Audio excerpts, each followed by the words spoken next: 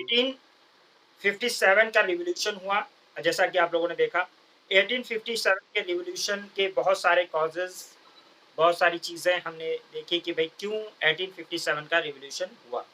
उसमें हमने economic, political और जो भी सोशल कॉजेज़ थे, जो भी चीज़ें, जो भी पॉलिसीज़ थी अंग्रेज़ों की, वो हमने समझी, उसको देखा। उसके बाद में हम लोगों ने बात की कि भई देखिए 1857 के रिवॉल्यूशन के बाद में जो पावर थी, जो वो ट्रांसफ़र हो गई। 1858 में 1858 का गवर्नमेंट ऑफ इंडिया एक्ट है, 1858 जिसको एक्ट ऑफ गुड गवर्नेंस कहा जाता है। उस टाइम पावर ट्रांसफ़र हुई क्राउन के पास किससे? कंपनी से। कंपनी से जब पावर ट्रांसफ़र होती है, एक गवर्नमेंट ऑफ इंडिया एक्ट 1858 पास होता है और उसमें पावर जो है किसके हाथ में आ जाती है? ब्रिटिश क्राउन के हाथ में आ जाती है। वाइसरॉय बनाया जाता है और ऐसा पहला वाइसरॉय बनता है। हम लोग हमने देखा कि 1858 के अंदर में जब इसने क्राउन ने अपने हाथ में पावर ले ली, उसके बाद में अब सेक्रेटरी ऑफ स्टेट अपॉइंट कर दिया, 15 मेंबर की काउंसिल अपॉइंट कर दी, जो कि हमने गवर्नमेंट ऑफ इंडिया एक्ट 1858 के अंदर देखा। और उसके बाद उसने क्या किया कि कैनिन को एक जिम्मेदारी दी कि आप काउंसिल इस्टेब्लिश करो और एक लेकर आए government Indian council act 1861। Indian council act 1861 ये लोग लेकर आए और उसके अंदर काफी सारे प्रोविजंस हैं जिसको हमें याद करने की जरूरत है। और उसके बाद में धीरे धीरे डेवलपमेंट्स हुए हैं और डेवलपमेंट्स के बाद जो डेवलपमेंट हुए उसके बाद में फिर क्या आपका जो है कांग्रेस का फॉर्मेशन हुआ। तो अभी हम लोगों को 1861 का और 18 जो कांग्रेस का अचीवमेंट है वो 1892 में हमें दिखेगा इंडियन काउंसिल एक्ट में। तो हम उसके बारे में बात करेंगे आज कि इंडियन काउंसिल एक्ट में क्या है। तो हम सबसे पहले जो बात करने जा रहे हैं वो लक्ष्मीकांत से हम ये वाली बात करेंगे। लक्ष्मीकांत के मैं एक एक प्रोविजन के बारे में बताऊंगा। देखिए लक्ष्मीकांत मैंने बताया था फर्स्ट चैप्टर हम कैसे पढ़ेंगे। फर्स्ट चैप्टर को हमने छोड़ा था, याद करो, और उसको हम धीरे धीरे करके कितने स्टेप्स में पढ़ रहे हैं क्योंकि उसको बार बार लेकर आना पड़ता है हिस्ट्री में कहीं ना कहीं। तो हिस्टोरिकल बैकग्राउंड में लक्ष्मीकांत का चैप्टर नंबर 1 और इंडियन काउंसिल एक्ट और 1892 का, और उसके अलावा तीनों काउंसिल एक्ट आज हम पढ़ेंगे। यहाँ पे मैं इस पे शेयर कर दूंगा। इंडियन काउंसिल एक्ट 1861, 1892 और 1909 इंडियन काउंसिल एक्ट आए हैं। अगर आप लोगों को रिकॉल करना है, आप लोगों को मैंने बताया था, याद करो कि सबसे पहले रेगुलेटिंग एक्ट आया है 1773, उसके बाद में पिट्स इंडिया एक्ट 1784, उसके बाद में कॉर्नवालिस कोड वगैरह है, लेकिन फिर आपका चार्टर एक्ट ऑफ 1793 जो इंपॉर्टेंट है, फिर 1813 का चार्टर एक्ट है, फिर उसके बाद में 1833 का चार्टर एक्ट है, फिर 1853 का चार्टर एक्ट है। इसके चार्टर एक्ट के बाद में फाइनली आपका गवर्नमेंट ऑफ इंडिया एक्ट बीच में आता है। गवर्नमेंट ऑफ इंडिया एक्ट एक आता है 1858 और उसके बाद में इंडियन काउंसिल एक्ट 1861, 1892, 1909, ये तीन जो है आते हैं क्या, और फिर आता है गवर्नमेंट ऑफ इंडिया एक्ट 1919 और फिर गवर्नमेंट ऑफ इंडिया एक्ट 1935। तो तीन गवर्नमेंट ऑफ इंडिया एक्ट आते हैं, तीन इंडियन काउंसिल एक्ट आते हैं, चार चार्टर आते हैं। ठीक है ना, इसको याद रखेंगे। तो अभी हम लोग जो बात करने जा रहे हैं, what we are going to discuss about Indian council act 1861। Okay, 58 से 1947 तक। गवर्नमेंट ऑफ इंडिया एक्ट 1858 जो है, मैंने बताया था ये बहुत ही सिग्निफिकेंट एक्ट है in the wake of revolt of 1857। सब लोगों ने रिवॉल्ट ऑफ 1857 सुना, उसके बारे में देखा, फर्स्ट वॉर ऑफ इंडिपेंडेंस या सिपाही म्यूटिनी के तौर पे, और ये देखा गया। तो गवर्नमेंट ऑफ इंडिया एक्ट 1858 को कहा जाता है एक्ट ऑफ गुड गवर्नेंस, जिसने ईस्ट इंडिया कंपनी की जो को एबॉलिश कर दिया, पावर ट्रांसफर कर दी गवर्नमेंट की और ब्रिटिश क्राउन को। ठीक है, तो इसके फीचर्स क्या थे, उन फीचर्स के ऊपर क्वेश्चन आता है कि कौन सी बात, अच्छा इसमें हमेशा फीचर्स इंपॉर्टेंट होते हैं क्योंकि ये पूछा जाता है कौन सी बात कहाँ कही गई थी। पहली बात तो आपको ये याद रखनी है कि it provides hence fourth was to be governed by that India was to be governed by and in the name of Her Majesty. It changed the designation of Governor General of India to that of Viceroy of India. तो governor general के बजाय अब क्या हो जाएगा, viceroy हो जाएगा। Though he will work as a governor general, लेकिन उसका नाम वो होगा वाइसरॉय। वाइसरॉय मतलब रिप्रेजेंटेटिव ऑफ द क्राउन। ठीक है, he viceroy was the direct representative of the British crown of in India और Lord Canning thus become the first viceroy of India. So यहाँ पे क्या होता है कि अब जो है कंपनी का रूल, कंपनी जो ईस्ट इंडिया कंपनी आई थी 1858 में इन्होंने पावर ट्रांसफर कर लिया और क्राउन ने पावर ले लिया, यानी वहां का ब्रिटिश पार्लियामेंट अब डायरेक्ट रूल करेगा। और वॉइस रॉय का मतलब यह है कि अब ये कंपनी का गवर्नर जनरल नहीं है वो, कि कंपनी को गवर्न कर रहा है, अब वो क्राउन की तरफ से रिप्रेजेंटेटिव है और इंडिया को गवर्न करेगा, ठीक है। और ऐसे रिप्रेजेंट करेगा क्राउन को, जो भी नाम अब होगा वो वाइस रॉय के नाम से होगा, और कैनिन को पहला वाइस रॉय बनाया गया। और एक डबल सिस्टम का जो गवर्नमेंट चल रही थी दो इंजन वाली, जिसका नाम था board of control and code of director. आपको पता है बोर्ड ऑफ कंट्रोल जो है मिलिट्री फंक्शंस वगैरह को देखता था, और कोड ऑफ डायरेक्टर जो है वो बेसिकली देखते थे कमर्शियल फंक्शन को कंपनी के, उनको खत्म कर दिया गया। एक नया ऑफिस क्रिएट किया गया जो मैं पहले बता चुका हूं, secretary of state for India, जिसको कंप्लीट अथॉरिटी दी गई इंडिया के कंट्रोल, इंडिया के सारे बारे में। वो सेक्रेटरी ऑफ स्टेट क्या करता था, रिस्पॉन्सिबल था ब्रिटिश पार्लियामेंट को, और उसको 15 मेंबर की काउंसिल दी गई थी कि आप भाई साहब एडवाइस करिए, आप 15 लोग मिलकर, और सेक्रेटरी ऑफ स्टेट जो है रिप्रेजेंट करेगा इंडिया को कहां पे, ब्रिटिश पार्लियामेंट के अंदर, ओके। वो चेयरमैन होगा काउंसिल का। और secretary of state in the council body corporate रहेगी, केपेबल, उसको उसके ऊपर आप केस कर सकते हैं इंग्लैंड में और इंडिया में, ठीक है ना। और एक जो 1858 का एक्ट था वो लार्जली जो है इंप्रूव करने के लिए था एडमिनिस्ट्रेटिव मशीनरी को इंडियन गवर्नमेंट के, ठीक है। और समझ में आ गया होगा। और इसने गवर्नमेंट के अंदर काफी कुछ वैसे तो इसने लग रहा था कि चेंज करेगा, लेकिन कोई सब्सटेंशियल चेंज नहीं कर पाया, ठीक है ना, बहुत बड़ा चेंज नहीं है। अब आता है 3 एक्ट, जो कि जिसके ऊपर हम बात करने जा रहे हैं। इसके बाद में इनको लगता है कि अब क्योंकि ब्रिटिश क्राउन आ गया है तो अब हमें कुछ और चेंजेस करने चाहिए, जो कि वो 1858 में पावर ट्रांसफर करने वाला मेन काम हुआ है, ज्यादा चेंजेस नहीं हुए हैं। अब ये एडमिनिस्ट्रेशन के अंदर चेंज करना चाहते हैं, और उसके लिए लेकर आते हैं government of Indian council act 1861। तो 3 इंडियन काउंसिल एक्ट कौन कौन से, 1892, 1909। 1909 का मॉर्ले मिंटो निफाम के नाम से फेमस है, लेकिन that is also Indian council act, ठीक है। सो यहाँ पे 1857 के रिवोल्यूशन के बाद ब्रिटिश पार्लियामेंट ने 3 इंडियन काउंसिल एक्ट लेकर आए हैं, जो कि Indian constitutional history and political history में बहुत इंपॉर्टेंट वैल्यू रखता है। मैं आज आपको 2 के बारे में, अगर हो पाया तो 3 भी कोशिश करूंगा, लेकिन 2 के बारे में एटलीस्ट बता दूंगा, ठीक है भाई। 1861, देखो अगर मेरी आवाज आ रही है यहां से, क्योंकि बहुत इंपॉर्टेंट बात है, तो मेरी कंफर्म करो मेरी आवाज आ रही है, सबको सुनाई दे रहा है, दिखाई दे रहा हूं मैं।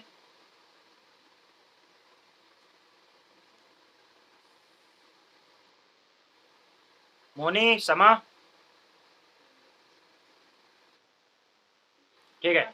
Feature of the act of 1861, 1861 के एक्ट का फीचर क्या है, it made the beginning of the representative institution by associating Indians with the law making process. यहां से स्टार्ट होता है, मैंने बताया था ये बात, थोड़ी सी बातें इसमें से हम डिस्कस कर चुके हैं तो आपको समझ में आएगा कि यहां से शुरुआत होती है इंडियंस को लॉ मेकिंग प्रोसेस में इन्वॉल्व करने की। देखिए पार्लियामेंट का एक एटीट्यूड होता है, क्या होता है, लेजिस्लेटिव एटीट्यूड होता है। तो लेजिस्लेटिव में जब तक रिप्रेजेंटेटिव नहीं होंगे तब तक लेजिस्लेशन का कोई मतलब नहीं है। Regarding if there is no representative from a particular community, then who will stand for them, who will raise the voice for them, right? So this is the main thing, कि if we don't, the person who doesn't have any representative in the parliament, who will discuss, who will raise the voice for them, right? So this is the, it made a beginning of the representative institution by associating Indians with the law making process. तो Indians को associate करा है law making process में करने की पहली बार यहाँ पे कोशिश की गई है, यानी कानून बनाने में मदद ली जाए इंडियंस की भी, उनसे भी पूछा जाए भाई आप क्या चाहते हो, व्हाट डू यू वांट, ठीक है, okay. It thus provide the viceroy should nominate some Indians as a non-official member of his extended council, जो उसकी काउंसिल रहेगी, जो कि कौन है, non official member. Non official member को वोटिंग राइट नहीं होता था, वो सजेशन दे सकते थे बट उनको वोटिंग राइट नहीं होता था, बात कह सकते थे हाँ नहीं में, लेकिन उनको सब्सटेंशियल राइट नहीं होता था, तो नॉन ऑफिशियल मेंबर वो होते थे। 1862 के अंदर लॉर्ड कैनिन जो है वो 3 लोगों को नॉमिनेट करता है, Raja of Banaras, Maharaja of Patiala sir Dinkar Rao, और इसके अलावा आपको पता है महाराजा दिग्विजय सिंह बाद में अपॉइंट होंगे हमारे यहाँ के, और आपको पता है कि कैसे लोगों को अपॉइंट किया जाता था, ठीक है ना, जिनकी इंग्लिश इतनी धांसू होती थी कि समझ में नहीं आती थी, है ना। So this was the thing, okay.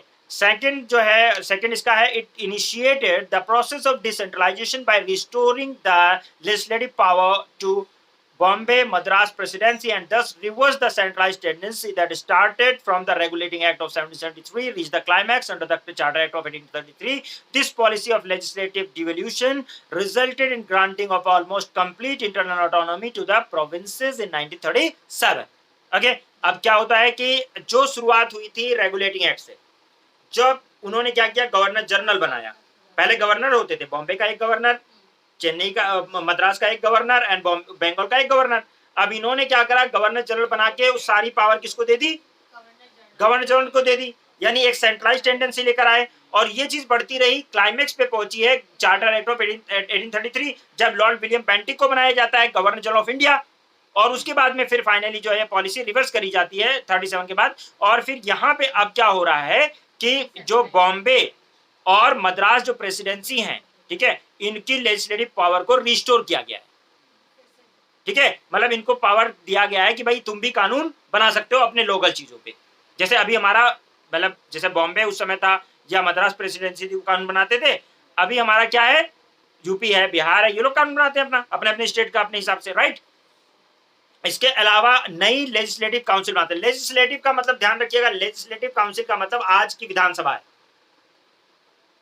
ठीक है, या राज्यसभा या पार्लियामेंट कह लो। अगर सेंट्रल लेजिस्लेचर है, समझ लो, सेंट्रल लेजिस्लेटिव काउंसिल है, तो इसका मतलब वो क्या है, सेंटर की लेजिस्लेटिव काउंसिल अगर, तो क्या है, पार्लियामेंट है, आज की पार्लियामेंट समझो। और अगर स्टेट की लेजिस्लेटिव काउंसिल है, जैसे यहाँ पे स्टेट की बनाई गई है legislative council for Bombay, for north western frontier province, जो कि पाकिस्तान वाला एरिया है, पंजाब, इनके लिए जो बनाई गई है 1862 में, 1866 और 1897 में, ये बेसिकली वहां की विधानसभा है। वैसे तो विधान परिषद का नाम है लेजिस्लेटिव काउंसिल, लेकिन उस समय विधान परिषद का सीन नहीं है। तो इंडियन जो काउंसिल है लेजिस्लेटिव काउंसिल, दैट इज, मतलब जो स्टेट की लेजिस्लेटिव काउंसिल है वो वहां की एक तरह से विधानसभा है, जो वहां के लिए कानून बनाएगी। और सेंटर की जो लेजिस्लेटिव काउंसिल है, जो गवर्नर जनरल लेजिस्लेटिव काउंसिल कहलाती है, वो जो है बेसिकली पार्लियामेंट है। बात समझ रहे हो, आज की दौर की पार्लियामेंट, ठीक है। तो it empower, are you getting, क्या नाम है, Rida, okay. It empower the viceroy to make rule and order. ये बताओ, मैंने पहले ही पे मार्क करवाया, आप लोगों को अंडरलाइन करवा रखा है कि इसमें पोर्टफोलियो सिस्टम लाया गया था, राइट, आपकी बुक में। It empower the viceroy to make rule and order for the more convenient transaction of the business in council. It also give the recognition of the portfolio system under the Lord Canning in 1959। और please keep in mind who is father of portfolio system in India. ये governance के अंदर भी मैंने बताया था आप लोगों को कि पोर्टफोलियो सिस्टम मतलब मिनिस्ट्री वाला अलॉट करने का, कि तुम्हारी एग्रीकल्चर मिनिस्ट्री होगी, तुम्हारी कॉमर्शियल मिनिस्ट्री ऑफ कॉमर्स होगा, तुम्हारा जो है फाइनेंस होगा, तुम्हारा डिफेंस होगा। ये वाला जो सिस्टम है ये लॉर्ड कैनिंग के टाइम पे आया, राइट, लॉर्ड कैनिंग लेकर आए। Under this member of the viceroy council was made in charge of one or more department of the government and was authorised, ठीक है, authorised to issue final order on the behalf of the council no matter of this his department. तो ये क्या करते थे, एक या एक से ज्यादा बंदे को चार्ज दे दिया जाता, एक बंदे को एक से ज्यादा डिपार्टमेंट का चार्ज दे दिया जाता था, और वो रिस्पॉन्सिबल था काउंसिल में उन मैटर के लिए। जैसे अभी मिनिस्टर होता है, मिनिस्टर है, फाइनेंस मिनिस्टर है, तो पार्लियामेंट उससे क्वेश्चन पूछेगा फाइनेंस के बारे में, डिफेंस है तो डिफेंस के बारे में पूछेगा, गैडिंग। उसके अलावा it empower the viceroy to issue ordinance. अभी हमारे यहाँ ऑर्डिनेंस कौन सी इशू करता है, प्रेसिडेंट करता है ऑर्डिनेंस, जिसको अध्यादेश कहा जाता है। उस समय ऑर्डिनेंस कौन इशू कर रहा है, इट एम्पावर वाइसरॉय इशू कर रहा है। तो वाइसरॉय तो आज प्रेसिडेंट है, right, without the concurrence of the legislative council. अब यहाँ पे वही बात है कि पार्लियामेंट से पूछे भी नहीं तो अध्यादेश होता है, ऑर्डिनेंस इशू होता है ड्यूरिंग द इमरजेंसी। वहां पे इमरजेंसी की बात नहीं है, जब मन लगे तब कर सकता है, ठीक है। तो life of such ordinance is 6 years। तो आज हमारा जो आपका ऑर्डिनेंस है, ऑर्डिनेंस मेकिंग पावर किसकी है, प्रेसिडेंट की। आर्टिकल कौन सा है, अब आर्टिकल अगर भूल गए तो बहुत पीटूंगा, पॉलिटी पढ़ा तो नहीं रहा हूँ, पढ़ा के बहुत अच्छे से बता चुका हूँ। तुम रुक जाओ, तुम बताओ। और उसका क्या नाम है स्टेट का,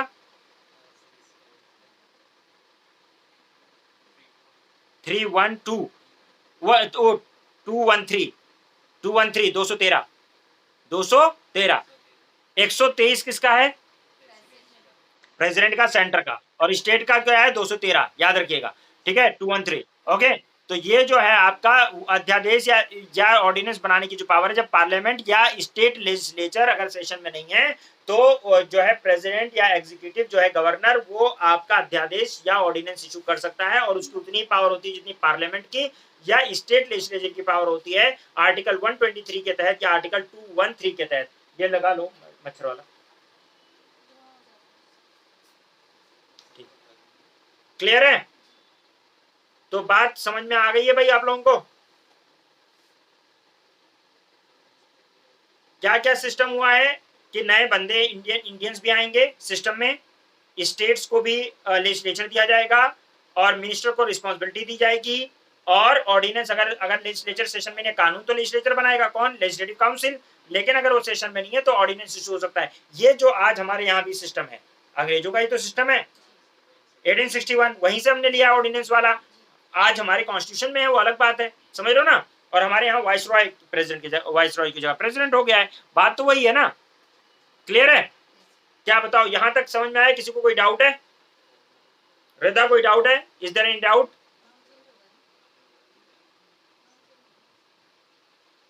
समझ में आ गया?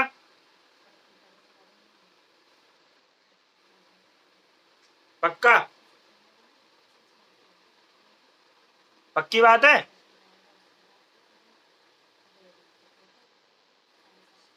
मोनी समझ में आया कुछ?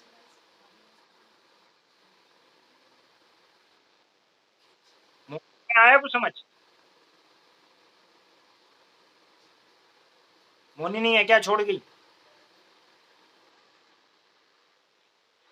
हाँ बोल तो रही हो, मुझे सुनाई नहीं दिया। हाँ इसलिए चलो अच्छा। उसके बाद में देखें, इसके बाद में आपका है फीचर एक्ट ऑफ 1892, ये बहुत इंपॉर्टेंट है। अच्छा अब देखिए 1892 वाला एक्ट आ गया, इन बिटवीन बहुत सारे इवेंट हुए हैं, ठीक है? अभी हम उस पर नहीं जा रहे, इवेंट पे नहीं जा रहे, अभी हम देख रहे हैं कि काउंसिल एक्ट में क्या हुआ। तो आपको ये पता है 1885 में कांग्रेस बनी है, कब बनी है? और कांग्रेस किस लिए बनी थी? क्योंकि डिमांड रखेगी, तो उसने कुछ डिमांड रखा होगा, नहीं रखा होगा? रखा ही होगा। तो उन्होंने डिमांड रखा होगा, तो इसमें उन्होंने क्या डिमांड रखी होगी कि भाई देखिए ऐसा है, आपने काउंसिल बना लिया लेकिन हमारे सारे लोग रिप्रेजेंट नहीं कर पा रहे, हम हमारे बहुत सारे लोग जो है वो पार्लियामेंट में पहुंच नहीं आ रहे, हमारी आवाज ही पार्लियामेंट में नहीं पहुंच पा रही। Let us reach to the legislative process, है ना? Let us be the part of this institution, this should be the demand, right? कि हमें भी भाई पहुंचने दो वहां पे, है कि नहीं? तो what they did, they asked to increase it increase the number of additional, उन्होंने डिमांड की उधर क्या जो है एडिशनल कुछ नॉन ऑफिशियल मेंबर्स को अपॉइंट किया जाए, यानी इंडियंस को अपॉइंट किया जाए। तो increase the number of additional non official member in the central as well as provincial legislative council. Central legislative council कौन है? पार्लियामेंट। और प्रोविंशियल लेजिस्लेटिव काउंसिल कौन है? आज की स्टेट लेजिस्लेचर, आज की विधानसभा। Getting? But maintain the official majority, लेकिन ऑफिशियल मेजोरिटी बना के रखी, क्यों? बात किसकी प्रिवेल हो? सब्सटेंशियल, ठीक है? तो इट इज मतलब ऑफिशियल मेजोरिटी रहे, ब्रिटिशर्स ही इंक्रीज में। It increase the function of the legislative council and give them power to discuss budget. आगे बात, अब यहाँ पे 1892 में इनको क्या पावर मिल गई है कि बजट डिस्कस कर सकते हो and address the question to the executive. अब यहाँ पे गोपाल कृष्ण गोखले को मौका मिलेगा, मैंने बताया ना। अब ये हुआ कि भाई डिस्कस करने का मौका मिल गया कि बजट को आप डिस्कस कर सकते हो। If you don't like budget you tell me whether, देखो किस टाइप का बजट आप, भाई बजट बहुत इंपॉर्टेंट चीज होती है ना? पैसा, फाइनेंसेस, और इसको चर्चा किए बिना तो आपको नहीं होना चाहिए, ऑटोक्रेटिक तो नहीं हो जाना चाहिए ना कि हमारा मन किया हमने जहां बोल दिया लो हम दान कर रहे हैं, लो 2 करोड़ दान करेंगे, 50 करोड़ दान करेंगे। What are you doing man? You must ask, right? There should be a discussion. After that, you have to take any decision. Otherwise, your budget will hamper and you won't be able to survive, isn't it? तो अगर ऐसा नहीं होगा तो आपका budget तो hamper होगा और आप सर्वाइव भी नहीं कर पाओगे, है कि नहीं है? So you must ask the question कि if you are going to make a budget for India, what is your concern? What you are going to do? And what is our concern? है कि नहीं?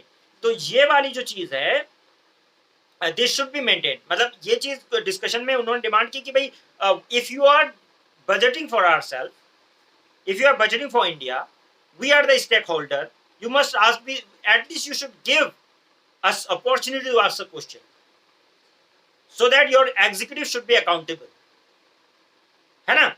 accountability तो चाहिए। you are taking revenue from us, पैसा हमसे ले रहे हो, सारा कुछ हमारा है। if you are still we are not able to ask the question, ये तो था ही पहले। तो इसकी डिमांड हुई तो इन्होंने कह दिया ठीक है बजट डिस्कस कर लो। उनको क्या पता था गोपाल कृष्ण गोखले जैसे लोग भी बैठे हुए हैं, ठीक है, एसिसिनेशन कर देंगे वो सीधे सीधे, ठीक है, बजट का। सो वो चीज उनको क्लियर नहीं थी, उन्होंने कहा ठीक है डिस्कस कर लो, ठीक है। It provide the and see it provides the nomination of some non-official member Central Legislative Council by the Viceroy on the recommendation of the Provincial Legislative Council and Bengal Chamber of Commerce. The second, the B that the Provincial Legislative Council by the Governor on the recommendation of the District Board, Municipalities, University, Trade Association, जमींदार and इन सबको representation देने के लिए ये कहा गया कि state से भी, जैसे अभी राज्यसभा में क्या होता है, स्टेट से चुन के लोग आते हैं ना, स्टेट से आपने पढ़ा है भाई, अगर पॉलिटी भूल रहे हो तो रिवाइज कर लो। राज्यसभा में चुन के कहां से लोग आते हैं, स्टेट से आते हैं, और इसीलिए शेड्यूल 4 के अंदर राज्यसभा की सीट का डिस्कशन है कि किस स्टेट की कितनी सीट्स हैं, तो राज्यसभा में चुन के आते हैं। तो यहाँ पे यही चीज है कि अगर आपके स्टेट से भी लोग चुन के आएंगे ताकि, और ये जमींदार, म्युनिसिपल बोर्ड, यूनिवर्सिटी, इनके भी रिप्रेजेंटेटिव आए ताकि इनकी भी फायदे की बात की जा सके। गेटिंग? इसलिए यहाँ पे ये कहा गया कि नॉमिनेशन किया जाए सम नॉन ऑफिशियल मेंबर का, और ये नॉमिनेशन कौन करेगा, वाइसरॉय करेगा। लेकिन किसकी रिकमेंडेशन पे करेगा, प्रोविंशियल काउंसिल्स हैं उनके, यानी कि स्टेट की जो विधानसभा है, और उसके अलावा Bengal chamber of commerce, municipal board और इन सब के कहने पर, ठीक है ना। Okay, the act made a limited and indirect provision to use the election in filling up some of the non official seats both in the centre and the provincial council. इसमें एक मतलब एक तरह से इलेक्शन की बात, क्योंकि ये चुन चुन के भेजेंगे, मतलब अगर ये डिस्ट्रिक्ट बोर्ड वाले म्युनिसिपल काउंसिल वाले या यूनिवर्सिटी वाले अगर चुन के भेजेंगे, उनके पास 10 बंदे हैं, तो उसमें से कुछ ना कुछ को चुन के तो भेजेंगे। तो एक तरह से इनडायरेक्टली इन्होंने इलेक्शन का कहानी शुरू कर दी, लेकिन वर्ड इलेक्शन इंट्रोड्यूस नहीं हुआ, इलेक्शन इन्होंने वर्ड यूज नहीं किया, लेकिन काम शुरू कर दिया, ठीक है। The word election however was not used in the act. The process was described as a nomination made on the recommendation of certain boards, right? So election, the word election was not there, but election का word नहीं था वहां पे, but क्या था, काम शुरू हो गया था, ठीक है। एक्चुअल में there was a function but not a word, यानी नाम नहीं दिया गया लेकिन काम हो रहा है, राइट, गेटिंग? ओके, सो यहां पे तो ये चीज हुई, इन्होंने जो डिमांड की एक बजट वाली इनको मिल गई कि बजट डिस्कशन करके ये लोग कब खाल उतारेंगे इनकी, ठीक है, और नंबर इंक्रीज करवा लिए अपने, थोड़े से नंबर इंक्रीज, ताकि हम ज्यादा मेजोरिटी में आवाज कर सकें। एक दो बंदे बोलेंगे तो बात बनेगी नहीं, सो कई लोग बोलेंगे तो फिर बात बनेगी, और इसकी वजह से हॉस्टाइल भी होने लगे अंग्रेज, ठीक है, हॉस्टाइल होने लगे। उन्होंने देखा इस डेवलपमेंट्स को भी देखा इनको, और इन डेवलपमेंट्स के बाद में फिर क्या होता है कि 1909 तक आते आते, अब मैं 1909 नहीं जाऊंगा अभी, इसको फिर हम लेकर आएंगे एक बार, लेकिन हम कब, जब 1905 का बंगाल पार्टीशन पढ़ लेंगे। अब हमें आपको यहां तक बात समझ में आ गई होगी, समराइज करोगे, मतलब इनडायरेक्टली शी इज सेइंग कि समराइज कर दो, ठीक है मतलब व्हाट शी इज सेइंग कि समराइज करोगे तो पक्का हो जाएगा, it means you need a मतलब समरी। वेल आई विल, देखिए अब हम यहां से लेकर आते हैं, ठीक है, और थोड़ा सा मैं पूरी कहानी बताता हूं आपको क्या हो रहा है। 1858 का रिवॉल्यूशन हुआ, 1857 का रिवॉल्यूशन हुआ, 1857 का, 1858 में एक्ट आया, पावर ट्रांसफर हो गई। किसके पास पावर ट्रांसफर होती है, क्राउन के पास। अब ब्रिटिश क्राउन देखेगा, जिम्मेदारी किसकी देखने की, ब्रिटिश क्राउन की, ठीक है। वो कहते हैं आप कुछ कुछ पार्लियामेंट्री खेल खेल लेते हैं। 1861 के अंदर में वो लोग लेकर आ जाते हैं इंडियन काउंसिल एक्ट, ठीक है, और इंडियन काउंसिल एक्ट में पूरी कहानी वो लिख देते हैं कि भाई हाँ ठीक है, हम लोग इंडियन रिप्रेजेंटेटिव लेकर आएंगे, कुछ पोर्टफोलियो सिस्टम होगा, हम लोग एग्रीकल्चर के लिए, इनके लिए, उनके लिए अलग अलग रिप्रेजेंटेटिव बनाएंगे, ठीक है ना, पोर्टफोलियो सिस्टम, ऑर्डिनेंस बनाएंगे, लेकिन लॉ मेकिंग प्रोसेस का काम जो है लेजिस्लेटिव काउंसिल करेगा। वो सारी कहानी उन्होंने बताई उसमें, यानी कि एक तरह से पार्लियामेंट खेलना शुरू किया, ठीक है। अब ये 1862 से 1862 के बाद में ये पूरा जो सेशन चला है दौर, इसमें ब्रिटिशर्स जो, यानी इंग्लिश जो न्यूज़पेपर थे, इंग्लिश जो वो चीजें थी, वो इंस्पायर, वो 1857 के बाद इनका एटीट्यूड काफी कुछ चेंज हो गया था। इंग्लिश न्यूज़पेपर अंग्रेजों के फेवर में लिखते थे, वर्नाकुलर लैंग्वेज के जो न्यूज़पेपर होते थे, इंडियन जो न्यूज़पेपर होते थे, तो वो गवर्नमेंट के खिलाफ लिखते थे अक्सर, और फेवर में लिखते थे किसके, इंडियंस के। और यहाँ पे एक गल्फ पैदा हो गया था 1857 के रिवॉल्यूशन के बाद। कुछ लोगों को अपनी गलतियों का भी एहसास हुआ था कि हमने इंडियंस का साथ क्यों नहीं दिया, और इस तरीके की चीजें हुई थी। इन बिटवीन कई सारे ऐसे गवर्नर जनरल आए हैं जिन्होंने हमारे सिस्टम को खराब करने की कोशिश की, कुछ अच्छे भी आए हैं, जिसमें से लॉर्ड लेटन का नाम बहुत आता है, ठीक है। लॉर्ड लेटन जो था बंदा, ठीक है, ये बंदे ने सिविल सर्विसेज की एज कम की थी, मैंने आपको बताया भी है ये बात। और इसने जो है वर्नाकुलर प्रेस एक्ट लेकर आया था, जिसमें इसने कहा था कि नेटिव जो न्यूज है, पेपर हैं, उनको लाइसेंस लेना पड़ेगा और उनको एग्रीमेंट करना पड़ेगा। अगर गवर्नमेंट के खिलाफ कुछ भी लिखेंगे तो उनका लाइसेंस जब्त हो जाएगा, और 10,000 रुपए जो वो देंगे, वो भी आपको वर्नाकुलर प्रेस एक्ट में मैंने बता रखा है, प्रेस हिस्ट्री में। तो ये वाला कहानी आपने देख रखी है। ये लॉर्ड लेटन ने किया, रेपन ने उसको फिर रिपील किया। इसी तरह से कुछ ना कुछ कंट्रोवर्सी चलती रही, राइट। इसी कंट्रोवर्सी के चलते चलते फिर रेपन ने कुछ उसमें घाव पे मरहम रखने की कोशिश की। लेकिन फिर डफरिन आए, डफरिन के टाइम पर तक इंडियन थोड़ा पॉलिटिकली एक्टिव हो गए, कई सारी एसोसिएशन बना ली थी। और आपको पता है कि 1885 में ओ होम के कहने पर इन्होंने इंडियन नेशनल कांग्रेस भी बना लिया। इंडियन नेशनल कांग्रेस बनाने के बाद ये डिमांड रखनी शुरू की, ठीक है। वो डिमांड जो है एक सेंट्रलाइज प्लेटफॉर्म मिल गया डिमांड रखने का। उन्होंने 1809 के अंदर, 1892 के अंदर डिमांड रखी कि सीट इंक्रीज करो, बजट डिस्कस करो, ये वो। अब ये लोग बजट वगैरह डिस्कस कर रहे हैं, अंग्रेजों को लग रहा है कि ये लोग तो मुत्तहिद हो रहे हैं, ये लोग तो यूनाइटेड हो रहे हैं। जो चीज हम चाहते थे डिवाइड एंड रूल, ये तो कुछ कहानी खराब हो रही है ये कांग्रेस बनने से। ये तो पूरा नेशन बनता जा रहा है, रेलवे कनेक्ट कर रहा है लोगों को, ठीक है। अब जो है ये अंग्रेजों को होने लगी परेशानी। इन्होंने कहा कि वन वे और अदर हमें कुछ ना कुछ तो, और सेंटीमेंट लोगों के अंदर नेशनलिस्ट सेंटीमेंट बढ़ता जा रहा है। उसमें गोपाल कृष्ण गोखले का रोल है, प्रियोसा मेहता का रोल है, केटी तेलांग का रोल है, बदरुद्दीन तैयब जी का रोल है, और ऐसे बहुत सारे लोग हैं जिन्होंने नेशनलिस्ट बातें कर करके, ड्रेन ऑफ वेल्थ की बातें कर करके, और इस तरह से लोगों को अवेयर किया कि लोगों के अंदर एक नेशनलिस्ट वाली फीलिंग डेवलप होने लगी। और इसका सेंटर था बंगाल। क्या था? बंगाल सेंटर था। अच्छा, इसमें कई सारी ऑर्गेनाइजेशन भी बनी इन बिटवीन। वो ऑर्गेनाइजेशन जो गवर्नमेंट के खिलाफ काम कर रही थी, जो दो लोगों को जोड़ने का काम कर रही थी, जो यूनाइटेड होने का काम कर रही थी। अंग्रेजों के दिमाग में आया कि कुछ तो करना पड़ेगा, we need to do something. Curzon के टाइम पर तक आते आते करजन को ये एहसास हो गया। करजन ने यूनिवर्सिटी एक्ट उसके टाइम पे आया, आपको पता है, इंडियन यूनिवर्सिटी ऑफ 1904 वाला। तो यूनिवर्सिटी एक्ट आया जिसमें इन्होंने यूनिवर्सिटीज को कंट्रोल करने की कोशिश की, क्योंकि सबको पता है कि एजुकेशन, किसी के पास कुछ भी ना हो लेकिन एजुकेशन होना तो बहुत कुछ है। If you are nothing but if you are literate, if you are educated, you are everything. If you don't have material position, आपके पास कोई चीज नहीं है दुनिया में, पैसा नहीं है, कुछ नहीं है, बट अगर आपके पास नॉलेज है, आपके पास एजुकेशन है, आप कुछ भी ना होकर बहुत कुछ।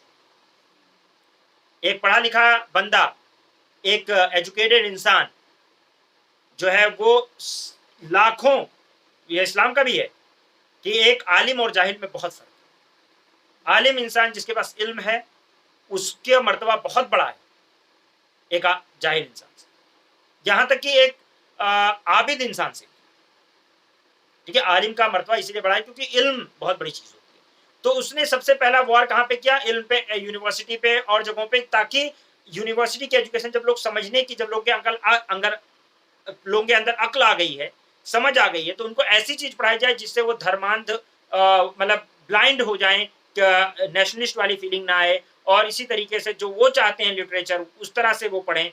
वो जो वो चाहते हैं कि ये किताब पढ़नी चाहिए, वो किताब पढ़ी जाए, यूनिवर्सिटी पे कंट्रोल किया जाए, रिसर्च में ऐसी चीजें लाई जाएं, जो चीजें फेलोशिप में ऐसे लोग लाए जाएं जो कि एक बायस्ड ओपिनियन और बायस्ड एटीट्यूड पैदा, इंग्लिश गवर्नमेंट के तरफ जो है, जिनकी बायसनेस हो और जो उनका फेवर करें, ना कि नेशनलिस्ट लिटरेचर को। और उसको कर्व किया जा सके, नेशनलिस्ट स्कूल्स को कर्व किया जा सके, इसके लिए लेकर आए। और फिर इनकी दाल नहीं गली ज्यादा, मतलब बहुत ज्यादा उस पर टाइम लगता, तो इन्होंने कहा कि कुछ इमीडिएट भी कुछ काम किए जाए।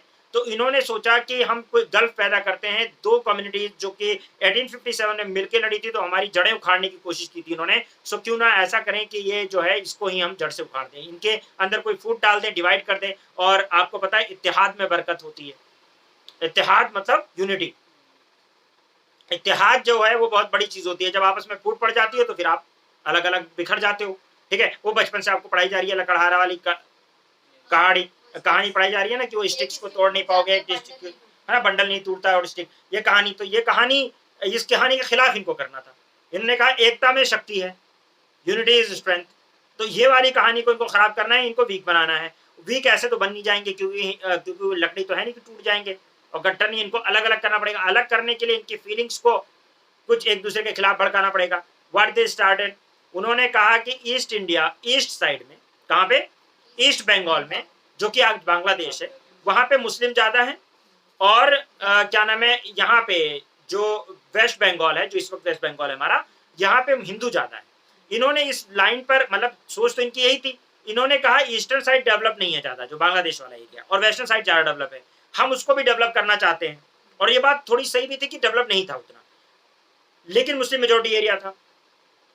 तो इन्होंने पहले डाला कि उधर डेवलपमेंट नहीं हो रहा, सारा फंड तो ये खा जा रहे हैं इधर, तो हम उसको भी डेवलप करना चाह रहे हैं, इसलिए एडमिनिस्ट्रेटिव कन्वीनियंस के लिए हम ईस्टर्न और वेस्टर्न बंगाल में डिवाइड करेंगे इसको। कर्जन का फॉर्मूला था डिवाइड करने का। इसके सपोर्ट के लिए इन्होंने 1906 के अंदर मुस्लिम लीग बनवा ली, ठीक है, आगा खां वगैरह, और क्या नाम है आपका, नवाब सलीमुल्लाह वगैरह, ठीक है, अहमदुल्लाह वगैरह, इन लोगों ने मतलब ये कर लिया कि हमें क्या कर लेना है, डेवलपमेंट करना है, ठीक है, और ईस्ट इंडिया कंपनी जो है, यानी डेवलपमेंट करना है, सॉरी, ईस्टर्न साइड का, और वेस्टर्न साइड में का डेवलपमेंट तो ऑलरेडी है ही है, तो हमें डेवलप क्या करना है, ईस्टर्न साइड को, और एडमिनिस्ट्रेटिव कन्वीनियंस के लिए हमें जरूरी है डिवाइड करना। लेकिन इसमें लोगों ने, जो नेशनलिस्ट लोग थे, उन्होंने, उनके समझ में आ गया कि they are playing something, there is something fishy over there, कुछ तो गड़बड़ है, कुछ तो स्मेल आ रही है ना, रोटन रेड इज स्मेलिंग, वो समझ गए, उनको समझ में आ गया कि कुछ ना कुछ गड़बड़ है, ठीक है ना। तो उन्होंने कहा नहीं भाई साहब, आप ये गड़बड़ कर रहे हैं, आप डिवाइड एंड रूल की पॉलिसी खेल रहे हैं, और आप मुसलमान और हिंदुओं के बीच में गल्फ पैदा करना चाहते हैं, डिवाइड करना चाहते हैं, और ये दिखाना चाहते हैं इनके इंटरेस्ट अलग अलग है। 1906 में मुस्लिम लीग बना के इन लोगों ने इसको सपोर्ट भी करवाया, बंगाल पार्टीशन का। 1905 में इन्होंने बंगाल पार्टीशन किया, लेकिन इंडियंस थोड़ा अवेयर थे, बंगाली अवेयर थे, कांग्रेस ने भी इसको एजेंडा को लिया, और इन्होंने एक दूसरे को राखियां बांधी। अमार सोनरो बैंगलो करके जो है वो पूरा वो गाया, ठीक है, मतलब रविन्द्रनाथ टैगोर ने लिखा था, तो उसको खूब लोगों ने गाना गाया। मुसलमान और हिंदुओं ने एक दूसरे को राखियां बांधी कि हम भाई भाई हैं। बहुत सारा फंड रेज किया इन लोगों ने, ताकि हम लोग मतलब, और अंग्रेजों के खिलाफ जो है मूवमेंट चलाए, बाइकआउट मूवमेंट, यहीं से स्वदेशी मूवमेंट, यहीं से बाल गंगाधर तिलक, क्या नाम है आपका, लाला लाजपत राय और बिपिन चंद्रपाल और अरविंद घोष यहाँ पे बहुत एक्टिव थे, ठीक है, गैडिंग। तो ये हमने मतलब एक चीज यहाँ पे 1905 तक आते आते इन्होंने पूरी बंगाल को पार्टीशन करने की कोशिश की, और मुस्लिम लीग बनाई है ताकि मुस्लिम्स का सपोर्ट मिल जाए, किसको, बंगाल के पार्टीशन में। अब दो पार्ट में डिवाइड, इन्होंने पार्टीशन की शुरुआत कहां से की है, बंगाल से। पहले इन्होंने बांग्लादेश ही बनाया, याद रखो, पाकिस्तान तो बाद में बना है, बांग्लादेश पहले बनाया है। 1906 में एक तरह से इन्होंने बांग्लादेश बना दिया था, ये तो बाद की बात है कि पूर्वी पाकिस्तान और पश्चिमी पाकिस्तान, कहानी 1905 में, तो मैंने क्या बोला, अच्छा 1905 में, गलती से 1905 में ही इन्होंने पार्टीशन कर दिया है, समझ लो, खेल यहाँ इनका शुरू हो गया। और वही चीज इन्होंने रात में रीड्रॉ कर दिया, फिर उसको रेड क्लिफ से रीड्रॉ करवा दिया, ठीक है ना। और वहां पे आपका क्या नाम है, NWFP पे, नॉर्थ वेस्टर्न फ्रंटियर प्रोविंस, जो कि पाकिस्तान वाला एरिया है, वहां पे इन्होंने लाइन खिंचवा दी। तो ये जो चीज है वही रीड्रॉ हुई है एक तरह से बाउंड्रीज, लेकिन यहाँ पे जो पार्टीशन वाला खेल है ये अंग्रेजों ने 1905 में शुरू कर दिया। फोकस करना था, ना कि गवर्नेंस का फोकस करना था, फंड रिलीज करने थे उस एरिया के लिए पर्टिकुलरली, उसमें डिवाइड करने का कोई मतलब नहीं था, ताकि ये तो एक दूसरे से लड़ना शुरू कर दे, जिसमें ये कामयाब भी हुए हैं बहुत हद तक। बाद में इसके रिजल्ट मिले हैं, अंग्रेज दूर तक ही सोचता है ना, तो बाद में रिजल्ट मिले हैं, जो दंगे हुए हैं वो वहां पे हुए हैं, और अच्छे खासे दंगे हुए हैं, ठीक है। सिर्फ इधर पंजाब में थोड़ी ना दंगे हुए, सिर्फ बंगाल में भी खूब दंगे हुए हैं, लोगों को मारा गया है, काटा गया है इसी सब चक्कर में। और वो आज तक आग जल वो हो रही थी, 1971 तक कुछ चलती रही है। 1971 में जाके वो क्या नाम है, इंदिरा गांधी ने थोड़ा उसमें खेल कर दिया, तो कहानी दूसरी हो गई। अदरवाइज तो फिर आप कहो इंदिरा गांधी ने किया ही क्या, या कांग्रेस ने किया ही क्या है। तो उसने तो एक दो तरफ से जब इंडिया पे हमला होता तो एक ही तरफ से करवा दिया है, मतलब पाकिस्तान दोनों तरफ से अटैक कर सकता था उसने, अगर उसका कंट्रोल होता तो। और आप फिर वहां भी फील करते, दो फ्रंट पे आपको लड़ना पड़ता। अब यह है कि एक तरफ से वो लोग पाकिस्तान से ही हॉस्टाइल है बांग्लादेश वाले, तो वो पहले इंडिया को फेवर करेंगे, बाद में पाकिस्तान की बात करेंगे, ठीक है। बात आ रही समझ में?